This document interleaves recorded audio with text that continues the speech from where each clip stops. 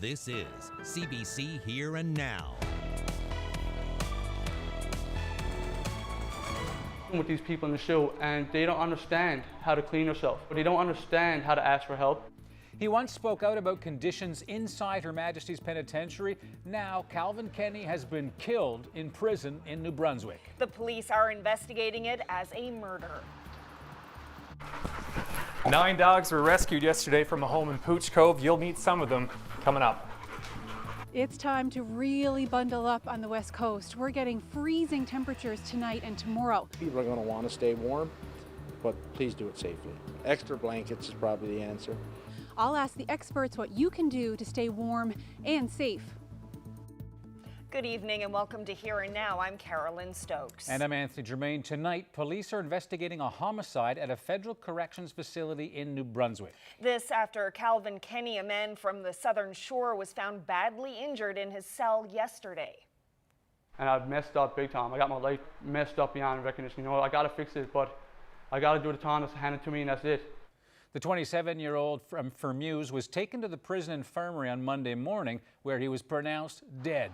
Calvin Kenny was in prison for manslaughter and arson. He was serving a 12-and-a-half-year sentence for the 2016 death of Stephen Miller. Kenny spoke to the CBC back in 2017 from Her Majesty's Penitentiary. He criticized conditions inside the jail, saying inmates leave HMP far worse off than when they entered. Here he is speaking with our Ariana Kelland. You're someone who's in here because someone died. Yep. You have a violent history. What do you say to people who are going to say, I have no sympathy for you? Well, of course you don't, but you got to realize that 90+% of the inmates in Canada's prisons are going to release back into the public. So do they think that severe punishment in prison is going to help their behavior when they get out? You know what I mean? It's not. The RCMP's Major Crimes Unit has taken over the homicide investigation, and police say an autopsy will be performed to determine Kenny's cause of death. Well, a sad story out of Pooch Cove might have a happy ending. 9 dogs and 13 cats had been rescued yesterday. Their owner died, and they were left in a state of neglect. But now they're looking for loving homes. Here and Now's Ryan Cook has that story. Heather, can you tell me what kind of condition these dogs were in when you found them, and you know, where were they living? These dogs were actually located in Pooch Cove. We got a call yesterday morning from the RNC to see if we could assist. And of course, absolutely, we're going to help where we can. So there was 9 dogs and 13 cats in this house. The living conditions were terrible. Horrendous, actually. I know as soon as we walked in, we started coughing, our eyes were burning. You know, we probably should have had hazmat suits on. It was very just dirty and disgusting. So these dogs were just living in the house pretty well unattended? Yeah, they were living in the house by themselves. Someone was coming to feed them. As you can see, you know, they are well fed, but that's about all they got. You know, it was pure neglect. So you can imagine 22 animals using in the house, what kind of mess that would have been. And we really don't know how long they were there. It could have been weeks, it could have been months. What are some of the conditions that these dogs are living with? Well, a couple of them have seen the vet. We know so far one has a really bad skin condition. We don't know if her fur will ever grow back. We're not sure exactly what it is, but she's being treated for multiple things at this point. So we're hoping with time we'll know exactly what it is that's going on. One of the other ones, a Shih Tzu, that's now in the hospital, and he has been there for overnight and is there for a couple more days. He has ulcers on his eyes. His teeth has to come out. He has bad skin as well. He was matted so severely he had to be sedated to be shaved. When you hear about a case like this, neglect at this level with that many dogs, how does that make you feel as a dog lover? Oh my God, it breaks my heart. There's no other way to put it, because I don't see how anyone could ever harm or not take care of something so defenseless, you know what I mean? And here we are, like, we've had our dog since she was 6 weeks old, and she's spoiled. We treat her like a child, and to think that there's dogs out there that are suffering and don't have that love and compassion and care, it breaks my heart. It really, really does. Once they were cleaned up and they had new harnesses on, they had a bath, had their nails done, I think they felt like $1 million. They're happy, they're going around, and I think they're just grateful to actually get some attention again. Now, the 13 cats were sent to a separate rescue group and are currently up for adoption. As for the dogs, their vet bills will likely exceed $10,000. Well, from vet bills to your power bills, we have a sense tonight of what options are being considered to shield people from power rates that are going to skyrocket when Muskrat Falls is fully up and running within 2 years. Today, the government released an interim report from the Public Utilities Board. The PUB was asked to look at ways to protect ratepayers and taxpayers from the doubling of electricity rates. Now, a final report won't be ready until next January, but today's report said it would take $744 million to keep rates where they are now, or $342 million to keep power bills on par with the rest of Atlantic Canada. Now, the board has posed 3 options as a way to protect people from sticker shock: increase Nalcor revenues by exporting more power, cut costs within Nalcor, or change the financing of the project. The government isn't tipping its hand as to which of those options it prefers. So I see that we're going to continue to work on, the land court talks are continuing. That is to ensure we're the primary beneficiary, but we're continuing to look at those three big areas that I outlined. And it does fall in line with what the Public Utilities Board report's saying. How do you manage costs? How do you ensure that you increase revenues? And how do you, manage the mortgage?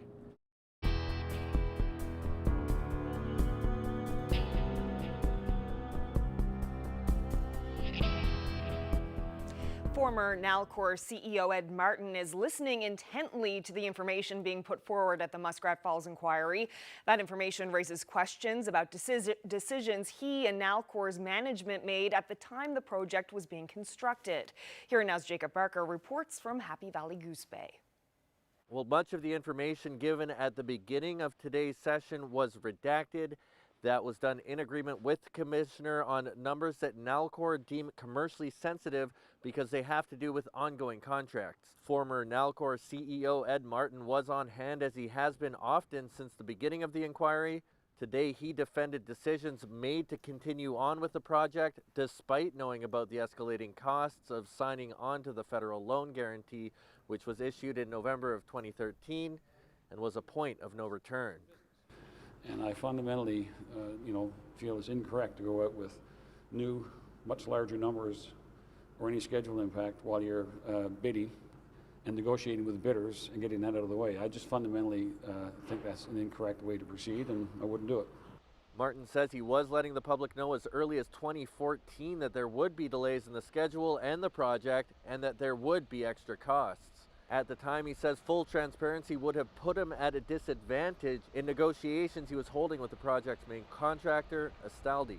We did make a change and went public with it, and keeping the public informed as much as I could without giving the actual numbers until I had them cemented.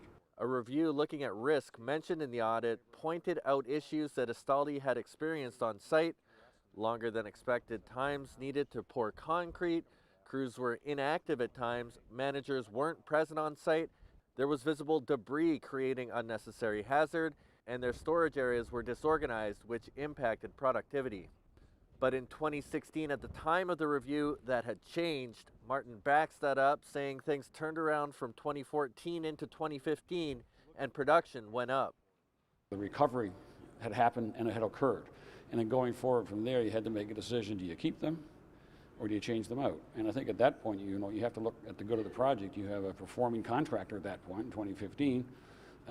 They had some financial concerns, moved into 2016, and we made the decision that we're better off for the project to deal with that and help them through that somewhat, rather than change out to another contract, which would made matters much, much worse. Most of the audit has now been reviewed in front of the parties withstanding. Once that's done, it will be their turn to put their questions to the auditor. Jacob Barker, CBC News, Happy Valley Goose Bay.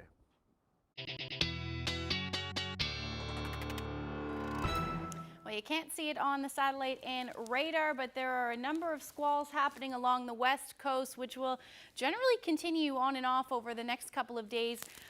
Do have that snow squall watch in effect right now for Port aux Basques up through Bay St. George. And like I said, they're happening all the way up through to Corner Brook. But the big story really is the extreme cold warnings across Newfoundland, Labrador in that as well, Lab City through to Churchill Falls, and then including the valley as we head through the overnight tonight. Just to put this into perspective, by the time tomorrow morning rolls around, you head out the door, temperatures are going to be dipped into the -20s for the west coast, around -17 for St. John's. Factor in that wind chill, it's going to feel closer to between -25 and -40. So you definitely want to bundle up. But how do you stay warm and safe in these cold temperatures? Here now's Colleen Connors asked some experts. It's going to get cold. Really cold in Corner Brook and the west coast. I'm talking -35 tonight. So I went to the fire department to find out how you can stay safe and warm in your home during these temperatures. Before you plug in one of these, remember, give them space. They're called space heaters. Give them space. Keep things like three feet minimum away from them. Harnham suggests extra blankets instead. -30 can cause unexpected frozen pipes. We know, Colleen, with the weather coming, and it's going to happen. People are going to get frozen pipes, and they want them thawed out in a hurry because they want water now. And our biggest fear is the way you're going to do it. You know, everybody's quick shot is to go grab the blowtorch. We're saying please don't do that, because even though it don't catch a fire at the moment, you know, you have a possibility of leaving embers, smoldering material, which later turns into a structure fire. So if you come across frozen pipes at your home in the next 24 hours, try to stay away from using the blowtorch at all. And if you're like me and had frozen pipes in their basement before, you can always trust the handy hairdryer.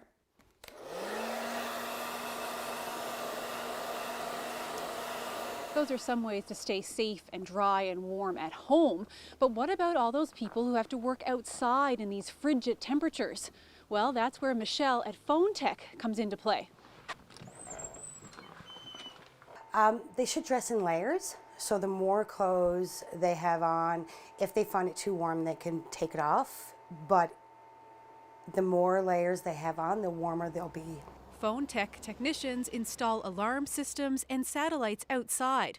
Wells's job is to make sure they wear the best, warmest gear. I do have something that I can show you that is an example of what one of the guys would wear when they're outside, so it keeps their face warm, their nose. Wells says cover up everything, and if you have to work outside, take lots of breaks.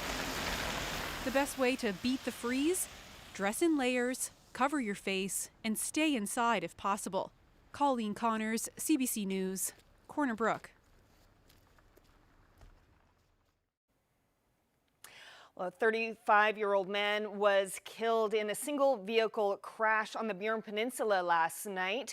RCMP were called to the scene on Route 220 near Point May just after 9:30. Police say the man was not wearing a seatbelt and was thrown out of the vehicle. He died at the scene. The chief medical examiner's office is involved, and police are looking into whether alcohol was a factor. A devastating fire overnight in Nova Scotia has left 7 children dead and their parents clinging to life. On arrival, our firefighters encountered heavy fire on the first and second floors of the home. They immediately took hose lines into the house, but they encountered very heavy and dangerous fire conditions. The children that lived there, they were like really good friends with my kids, and they were just over at our house yesterday. Now, this was the scene today as emergency crews combed through the shell of a house looking for clues. The blazing inferno gutted the main floor of the home beyond recognition. And today we learned the full extent of this tragedy. Every child in the family is dead. The eldest, 17 years of age, the youngest, a baby. Officials call it the deadliest fire in recent history in Nova Scotia. The parents remain in hospital. One is in critical condition. The family are refugees from Syria, and they had only been in the city for 2 years. Fire officials still looking for a cause. Well, here at home, once again, thieves have used heavy machinery to steal an ATM on the Northeast Avalon, this time from a restaurant. Early yesterday morning, someone used a backhoe to tear open the Landings restaurant in Portugal Cove, St. Phillips. The owner believes someone took a nearby town backhoe to push in the wall and get to the bank machine inside. The ATM was in an exterior wall that's accessible 24 hours a day and mainly used by people needing cash for the Bell Island ferry. This is the 5th ATM robbery or attempted robbery in recent weeks. What I'm encouraging people to do is face it. Recognize that there's this ugliness, this, as I call it, this rot in society. Mumbai and Kindness King Hassan Hai is raising a new kind of awareness, speaking out about bigotry and racism and how to fight it. That's ahead. Details were revealed today of how undercover Mounties convinced Al Potter that they were not police officers. The undercover sting, dubbed Operation Bombard, was complicated, and as the jury was told, the officers went to great lengths to trick the murder suspect. Now, one officer played the role of the boss, the other, an underling who killed someone and needed help disposing the body. Now, that body was a human-sized, shaven, dead pig that was covered in its own blood. A third officer played the part of graveyard worker who would help the men bury the pig in a shallow grave. The jury was told the whole purpose was to make Al Potter feel comfortable enough to confess to a killing 2 years earlier. Dale Porter, a father, fisherman, and trucker, he was stabbed to death in North River in 2014, and Potter was a prime suspect. The details of what led to Potter's arrest is still unknown, and you can read the full story of today's testimony on our website, cbc.ca/NL. Well, a bank owing more than $3 million wants the court to get involved in receivership proceedings for the Terra Nova Golf Resort. Last fall, the Business Development Bank of Canada appointed a private receiver to take control of the resort. The bank now wants the court to appoint the same receiver. This morning at Supreme Court, the bank's lawyers said the sooner the matter could be heard, the better, to help clear the way for the resort's sale before the start of the golf season. The bank's request is due back in court next month. Well, Payless shoe stores in the province may soon be closing. The company is going into creditor protection. In a statement, it said it will be winding down its stores and liquidating them as quickly as possible. The company says it plans to ask for the court's permission to honor gift cards and store credit until March 11th and to allow returns and exchanges until March 1st. The Payless Rewards program and any coupons are now null and void. Well, one of the high-profile candidates for the U.S. Democratic presidential nomination back in 2016 is going to make another play for the job in 2020. Vermont Senator Bernie Sanders today confirmed he is running. Together, you and I and our 2016 campaign began the political revolution. Well, Sanders ran a close race against Hillary Clinton in the last campaign. The 77-year-old Sanders sits as an independent and calls himself a democratic socialist. He's a strong proponent of universal health care and free college tuition, and he is an outspoken critic of President Donald Trump. His 2016 campaign is seen as having pushed the Democrats further to the left on the U.S. political spectrum. And here at home, the newest member of the Provincial Progressive Conservative Caucus was sworn in today. It's a big day for Topsail Paradise's new MHA Paul Dinn. Dinn won a by-election in January to represent the Northeast Avalon District. He was at Government House today for an official swearing-in ceremony with Lieutenant Governor Judy Foote.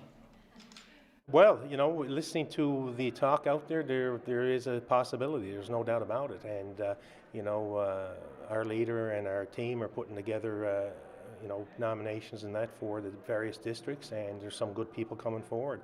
So I guess it's all out to the electorate and how they vote on this. So there's always that possibility, and you know, it looks good from my point right now. That was legit the hardest climb I've ever done. And our cameras were there. Meet a cold weather climber who certainly isn't afraid of heights. What do you hang on to? Dear life.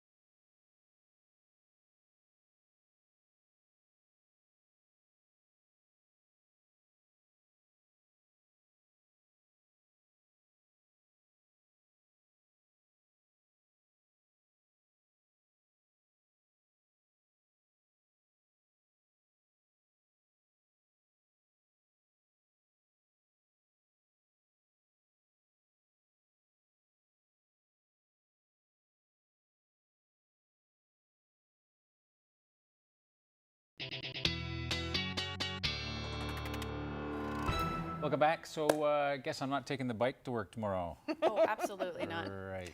Maybe okay. if you're completely bundled up. Yeah. Like the Michelin. Yeah. Like a face mask and goggles. Yeah. Or if the bike's in the and back layers. of a car. Yeah, exactly. It is going to be bitterly cold tomorrow. It is, yeah. And windy. And windy. That's really the problem. I mean, take these temperatures without any wind and it doesn't feel terrible, but then add that wind and it's like just, yeah, blast your face. It'll hit you. Yeah, it definitely will. But we're already starting to see the temperatures, or at least the cooler temperatures, make their way across the island. -12 right now in Corner Brook. Badger sitting at about -11. And then we've got the coldest air currently sitting up through Labrador City at -27. Now, we do have those extreme cold warnings, as I showed you before, for Newfoundland, for Newfoundland, and then up through Lab City, Churchill Falls, and the Valley, where wind chills tonight will likely sit around -45. And if we take a look at when those wind chills will be the coldest, well, puts us through to tomorrow morning. By the time tomorrow morning rolls around, temperatures, or rather wind chills, will be feeling closer to -30 in St. John's, and then -39 for St. Anthony. Now, you might be asking the question, well, why is there extreme cold warnings for all of Newfoundland and Lab City, but not for the coast, even though we're seeing those similar temperatures? Well, that's because the criteria is different. So up through Labrador, it has to be -45 for 2 hours, or feel like -45 for 2 hours, whereas Newfoundland, that number drops down to -35. And that's climatology and where you normally would see these cooler temperatures. So looking ahead, we're going to see these wind chills in these -30 to -35 degree or temperature range into the afternoon tomorrow as well. And then even colder as we head into tomorrow night. So we do still have a snow squall watch in place for Port aux Basques up through Bay St. George. As we head through the night tonight, we're looking at that potential for snow squalls with northwest winds upwards of about 60 kilometers per hour. And there's your temperatures by tomorrow morning. So -17 for St. John's with those northwest winds feeling closer to 60 and then increasing through the day tomorrow. Up through Lab City should stay clear tonight, -30. And then and along the coast, we're looking at that potential for a few flurries tonight, and that's the case along the northeast coast of Newfoundland as well. If we take a look at satellite, or rather the future tracker for tomorrow, there's those temperatures through the afternoon. Again, some cloudy periods, mainly a mix of sun and cloud though, but we could see a few flurries in the mix tomorrow with that potential for the snow squalls along the west coast again through the afternoon. But those temperatures, as I mentioned, are going to stay quite cold. So here's a look at what you're going to see through the day. So -teens, warming slightly into the afternoon for St. John's, -15, with those gusts upwards between 70, even 90 kilometers per hour. Grand Falls, Windsor, plenty of sunshine, -18. But again, mix of sun and cloud for most of the northeast coast with that chance of a few flurries in the morning. And then along the west coast, we are still looking at that potential for snow squalls. -21 is your afternoon high for Corner Brook. And then up through St. Anthony, same thing, around -18, gusts upwards of about 80 kilometers per hour. But then plenty of sunshine through Labrador. We're looking at temperatures around -22 for Lab City, -20 for Nain, and plenty of sunshine. This weather forecast is brought to you by Newfoundland and Labrador Tourism. 5,000 kilometers of groomed trails are waiting to be explored. Embrace winter today. Well, in the summer, the steep cliffs near Flat Rock and the beautiful waterfalls around it attract hikers and nature lovers alike. Yeah, great spot in the summer. But this time of year, still kind of interesting. Those frozen mounds of ice become a winter playground for climbers. Here now is Peter Cowan tagged along. Ice. That was legit the hardest climb I've ever done. You can see why this climb is called high anxiety. It's 40 meters of ice cascading down the cliffs.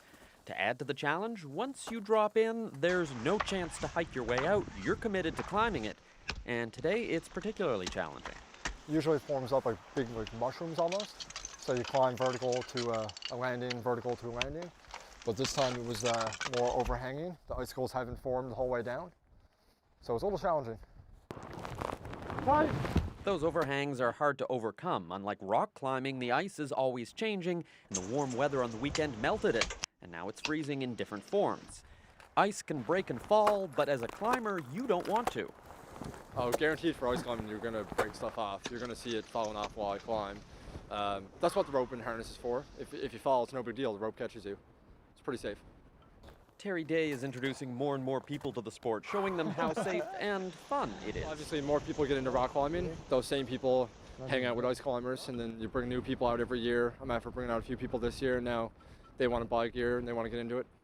Having never climbed before, this is not the introductory lesson, but to prove anyone can do it, Day put me in a harness and sent me up the side of a much smaller waterfall, this one on the south side hills of St. John's, coaching my way to the top. need to try and get it up and over this hump here.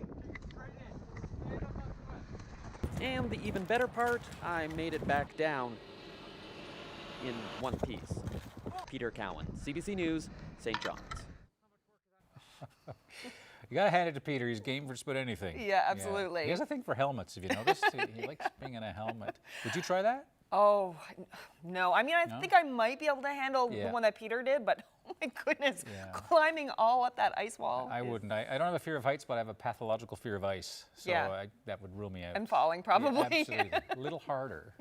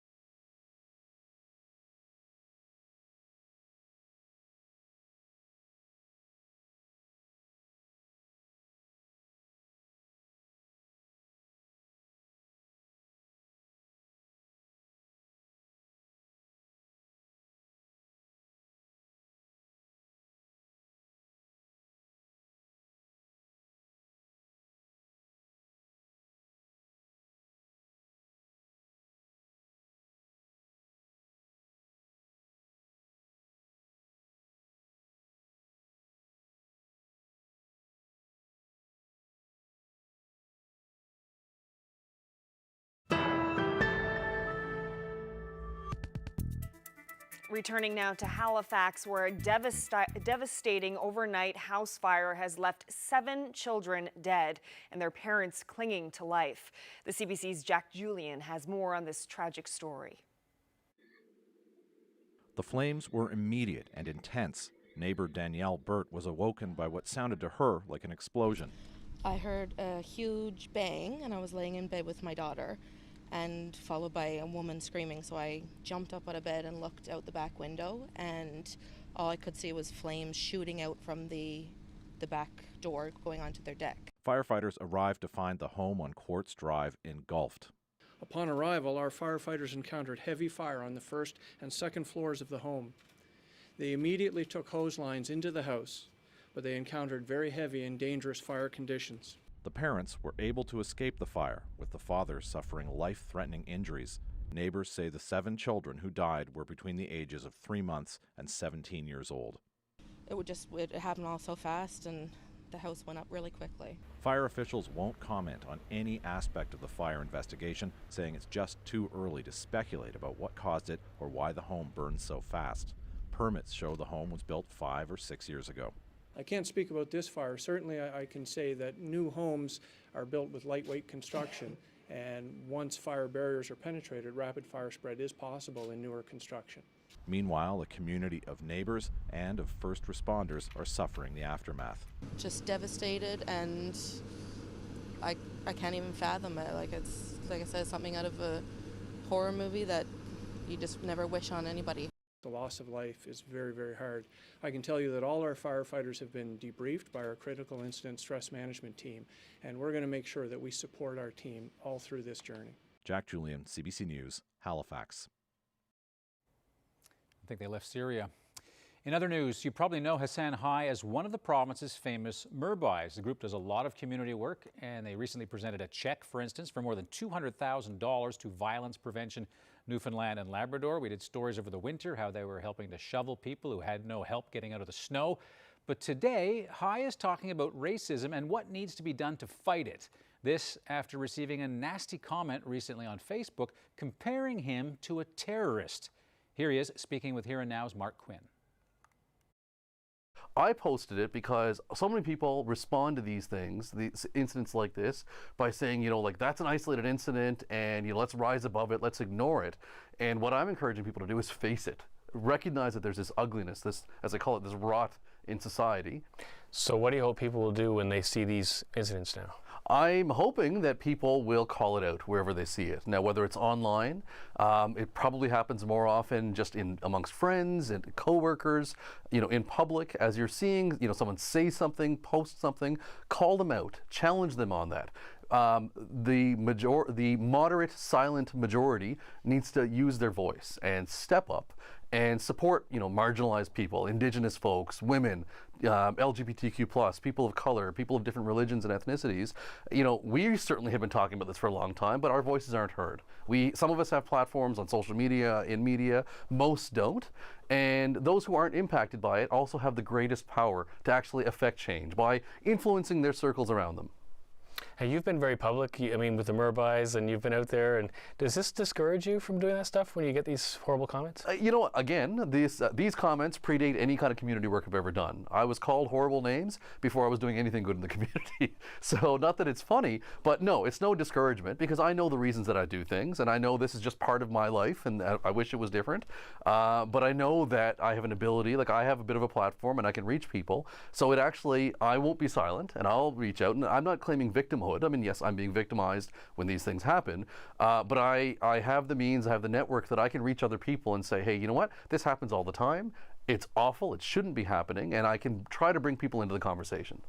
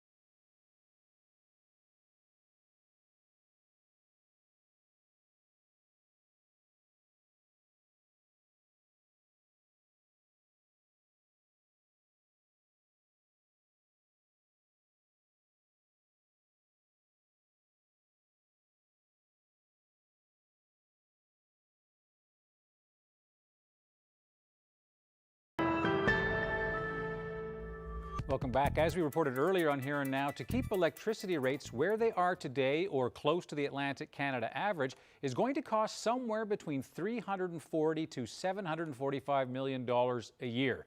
The PUB says without some kind of rate mitigation, your power bill is going to just about double in 2 years. Natural Resources Minister Siobhan Coady met with reporters today to discuss the Public Utilities Board release of its interim report. It has suggestions, but still no hard answers on how to keep rates down. I spoke to Siobhan Coady about what rate mitigation means and when we'll see some concrete solutions. Siobhan Coady, what's the difference between rate mitigation and a subsidy? That's an interesting question, but what we're trying to do is manage the cost and the price of Muskrat Falls for people. So as you know, when the Progressive Conservatives decided to build Muskrat Falls, they had decided that ratepayers were going to pay for 100% of Muskrat Falls, even though they were never going to use 100% of the Muskrat Falls energy. What we're saying is ratepayers and taxpayers shouldn't be burdened with tax with Muskrat Falls. So when we talk about rate mitigation, it is fixing that problem that we have. Right. So what we're doing is we're developing a full plan on how we manage that cost of Muskrat Falls without burdening taxpayers or ratepayers. So as the Public Utilities Board have said, we're finding ways of making that go to zero. I guess what I'm getting at is if you have to find hundreds of millions of dollars to try to keep the increase from really hurting Newfoundlanders and Labradorians, that means at some point the money's not going into roads, not going to schools. You got to come up with some money somehow, right? Yeah, but so think of it this way. Right now, we have an opportunity to sell and increase revenues from Muskrat Falls, right? So we can sell excess power outside of the province, export it. We can create electrification opportunities to grow our opportunity in the province, and that'll help pay for Muskrat Falls because more people will be paying for it, or people outside the province will be paying for the exports. Or you cut down on the costs of Muskrat Falls. If you look at Nalcor, for example, and the Public Utilities Board talks about this, you know, if there's any efficiencies that could be had, if there's opportunities, for example, in operations and maintenance of making that smaller. We're still looking, right? There's no answers yet.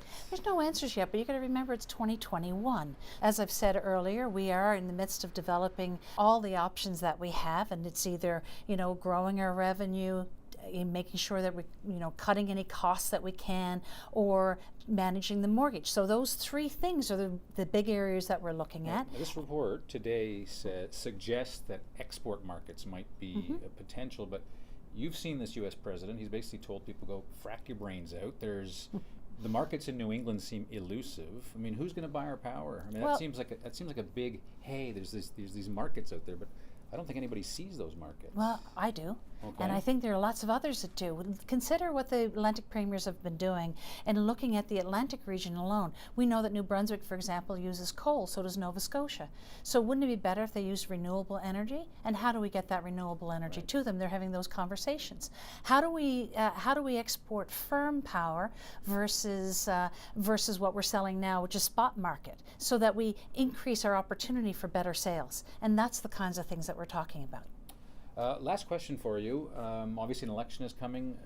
To what extent is your Muskrat plan going to be a big part of the Liberal campaign platform? I think it's important. The people of the province will want to know how are we going to manage this, the cost of Muskrat Falls. I think that we will have to, make sure that people understand what we're doing, what our options are, and how we believe that we can make sure that the cost of Muskrat Falls is not burdened on taxpayers and ratepayers. I think we're going to have to be as clear and as responsive to the people of the province as possible and put out all of our options. The plan itself will be finalized after the pub is finished with their work, but we'll certainly be detailing everything that we can up and making sure the people of the province know how we're going to make sure that the cost of Muskrat Falls is not a burden.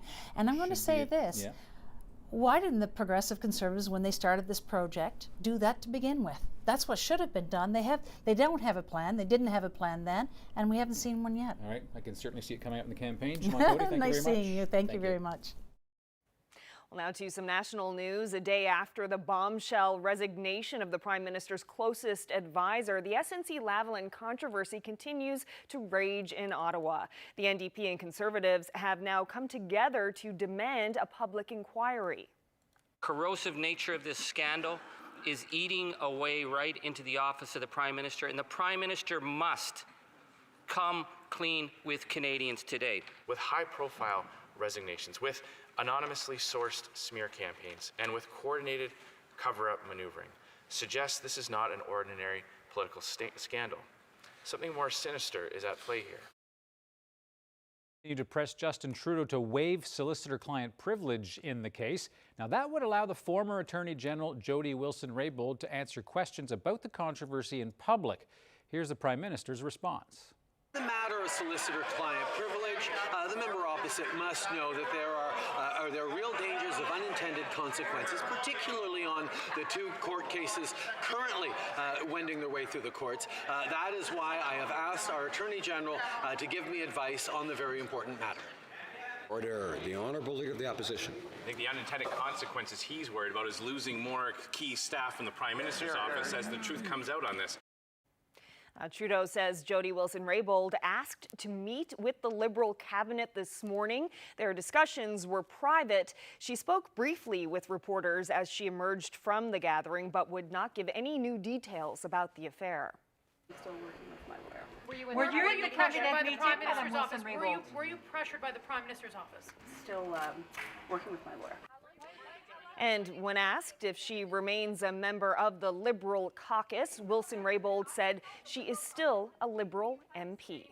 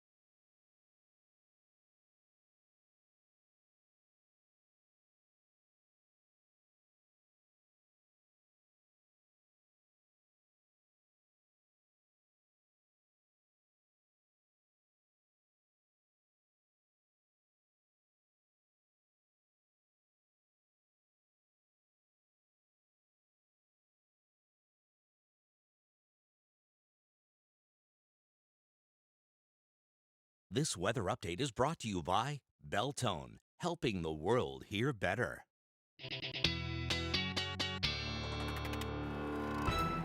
Tuesday. Weather Whiskers Day. It is. We have another one to add. This time it's Gabriel Kinsella. Nice. Yeah, so this is his photo, and you know what? He watches every night, apparently. Excellent. And he's 8 years old from Tilting, Fogo Island. Yeah. And if you can see what that photo says, it says, "Weather girl said it would be sunny today." Yeah. And I guess the forecast was wrong, and it's Yeah. raining, and he's not happy about it. See, is that? Duh. Yeah. Boo.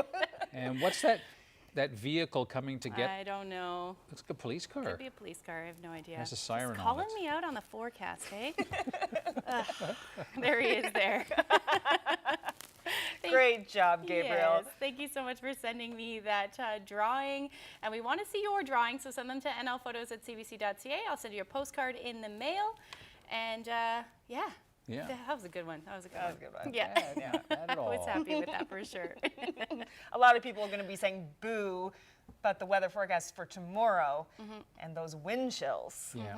Keeping The things great cold. wind chill debate, which Yeah. I guess people calling what is the difference and all that. Can you educate us? Yeah, so Us whiz kids. So what the wind chill is we all have like a layer of heat on our skin. And then the wind takes that layer of heat away. And so it takes it harder for us and our bodies to produce it. So that's why we call it the wind chill, because it makes it feel colder than it really is. So it's not actually a temperature. You don't have a wind chill temperature gauge, but it's just a mathematical So if equation. you're an inanimate object, Yeah. you don't experience wind chill. You don't experience Well, wind actually, you chill. don't experience anything, but nonetheless. Yeah, you don't experience wind chill, but the wind does help remove that heat faster, so it will cool to the ambient temperature quicker. Right. Okay. Yeah. It's interesting. So are my pipes in more danger with the wind chill or not? Absolutely. They are? Yeah, Okay. they are, because it removes that heat, but it won't ever, I mean, once you get to 0 degrees, it can't get any colder than that, but Yeah. once it freezes, it'll freeze faster. So that's Okay. why you need things isolated. That's why we dress in layers. Keep a number of layers between us and the outside temperature. All right. Yeah. Nice. Yeah. Thank you. interesting. Yeah. You're welcome. Yeah. Hopefully that was clear as mud. But taking a look at how long we're going to see these temperatures stick around, well, by tomorrow morning, if we take a look at the model there, you can see the coldest air is sitting over Newfoundland and Labrador, and then it doesn't move. It stays generally in the area. As we head towards the end of the week, finally into next week, we might start to see a little bit of relief, but these temperatures are going to stay a good 10 to 15 degrees below seasonal at any given time over the next, or at least through the end of the week. So taking a look at your forecast through Thursday, it doesn't look like we're going to see a whole lot happening. There's a little bit of a low that'll move through Skirt just to the south. Could see a few flurries with that overall, but the temperatures are going to stay quite cold again into the minus double digits. Not quite as windy, but still going to see wind chills in the minus 20 range, with the temperature sitting around minus 13 for Corner Brook. That slight chance of a few flurries as that low skirts to the south. Same for the northeast coast as well. We could see a few flurries. Otherwise, we're looking at plenty of sunshine up through Labrador, and it's going to stay sunny, it looks like, right into the end of the weekend. So again, there's a look at that low pressure system as it moves away.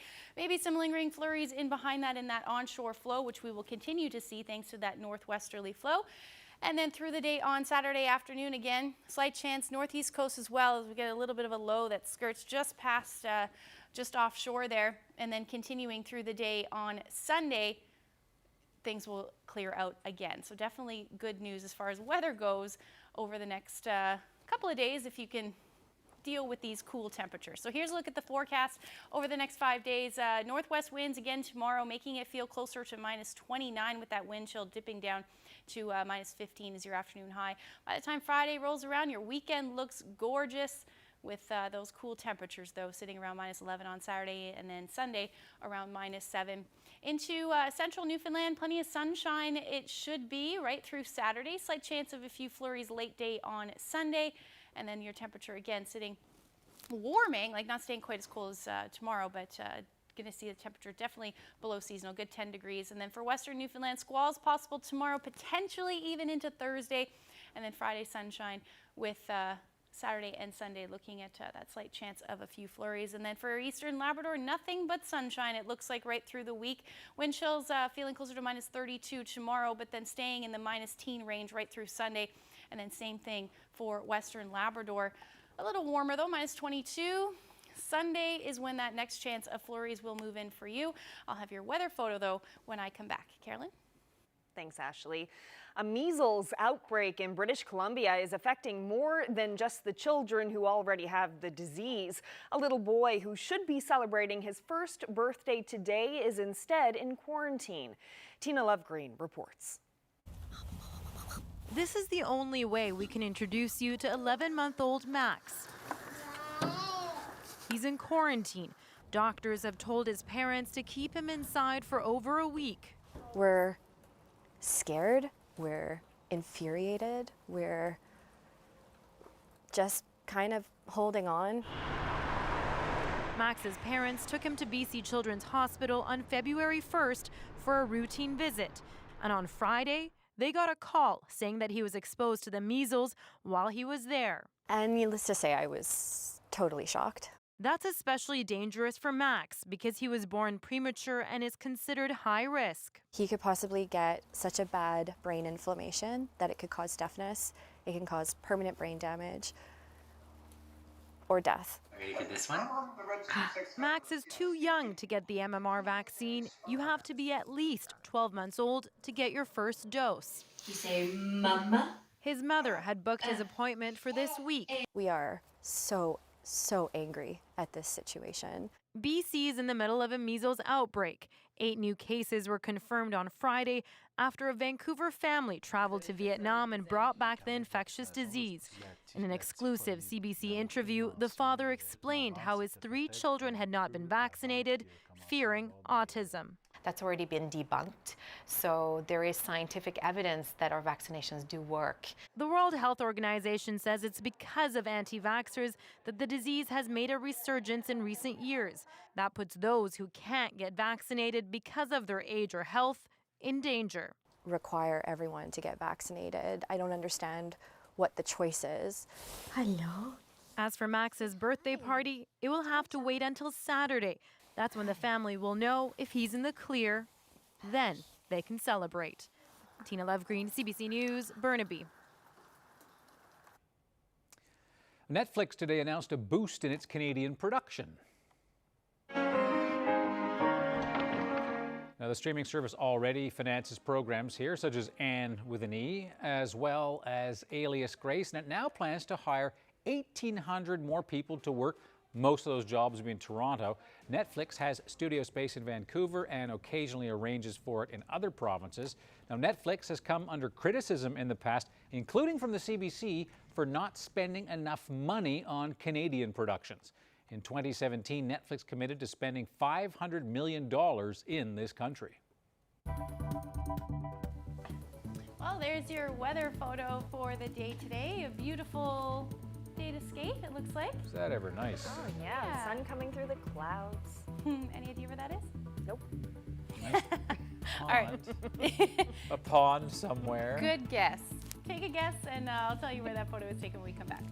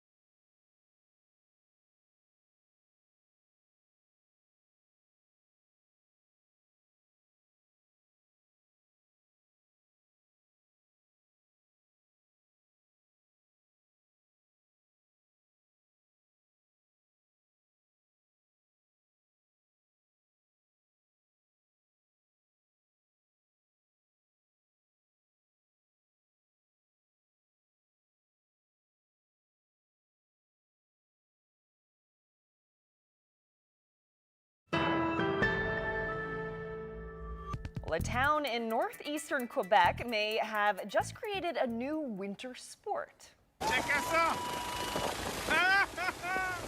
Snowblower racing. The event was part of their annual winter carnival. And you can see there with snow above their knees, racers competed to clear their lanes, and the winner got a fitting prize for their efforts.